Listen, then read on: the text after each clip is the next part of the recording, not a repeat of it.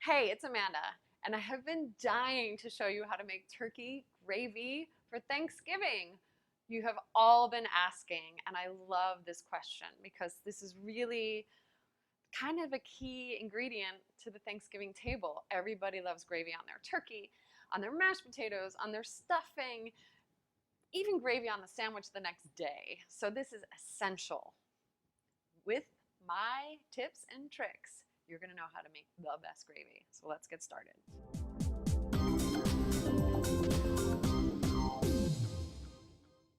So once you remove your turkey from your pan, that'll have vegetables, maybe even a turkey neck or some other turkey bones in it.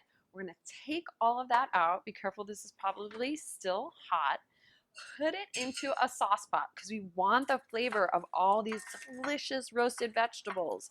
And you can see there's turkey fat in here too, which is exactly what we want. Get all of that into your pot. Okay, that's gonna flavor your gravy, but do not get rid of your pan just yet. This is where we're gonna make roux. Make sure this pan can go on top of your stove. Add a little butter. What is roux? Roux is a very classic thickener used in French cooking a lot. This is how you thicken your gravy without lumps, without starchiness from cornstarch. This is how you do it. Put the butter in and let it get melted.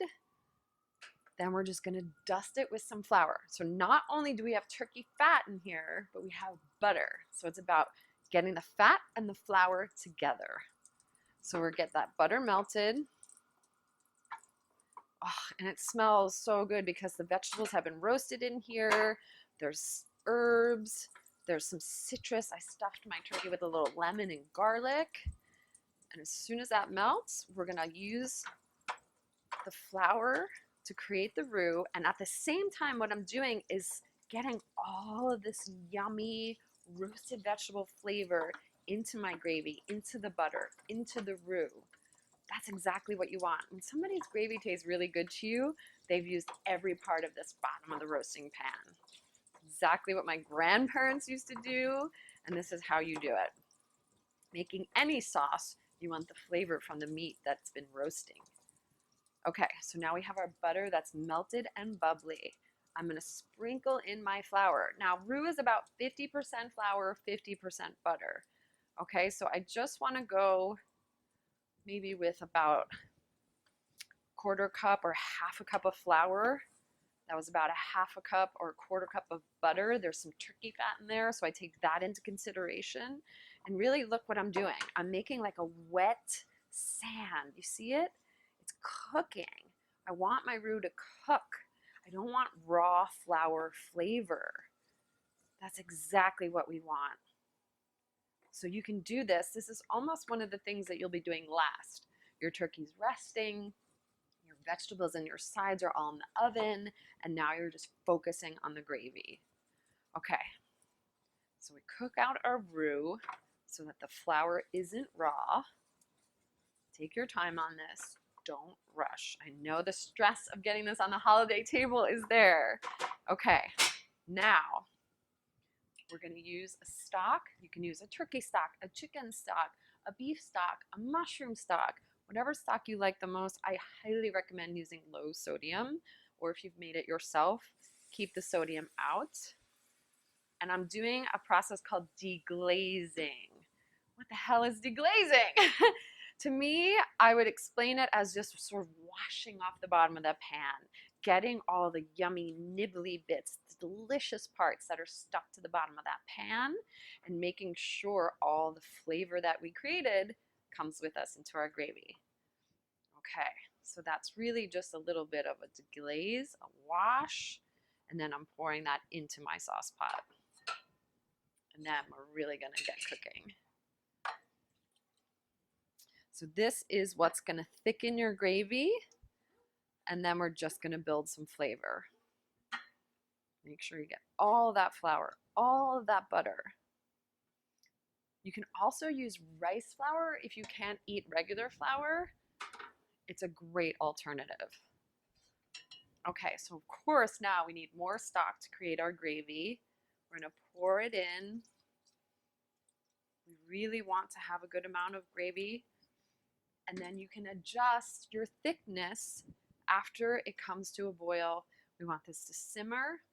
Stir it so that all of the flour is incorporated. And I'm gonna put some sage. I've chiffonaded some sage and I'm gonna add that. You can put in whole pieces of sage, just whole leaves, because we're gonna strain this out. So it's gonna come out. So it doesn't matter really what it looks like. Of course, if you wanna garnish with some sage, go ahead. To me, sage is like the quintessential Thanksgiving Day herb. I'm gonna let this simmer and then we'll be back for gravy. So we've simmered for about 5 to 8 minutes. We have a beautiful thickness going. It's even kind of glossy, and I'm ready to strain out all these yummy roasted vegetables and the sage that's in there and any parts of the gravy that may have gotten lumpy. So I'm gonna go through a mesh strainer. You can use a colander if you want also, but look at that gravy. Oh, so good. Just make sure that you don't miss out on all those delicious vegetables. Kind of get that through your strainer. Make sure you get all the flavor. This is really flavorful. So if anything drips out of there, you can grab it later, but this is ready to go. Take a look at this. Look how beautiful that is. Shiny, glossy, just thick enough, but not too thick. And that is the perfect consistency. It's going straight over my turkey. Look at that. And for me, that's also ready for mashed potatoes, stuffing, your sandwich the next day, and anything else that you want to pour gravy all over because it's delicious. Oh yeah, and it's easy AF.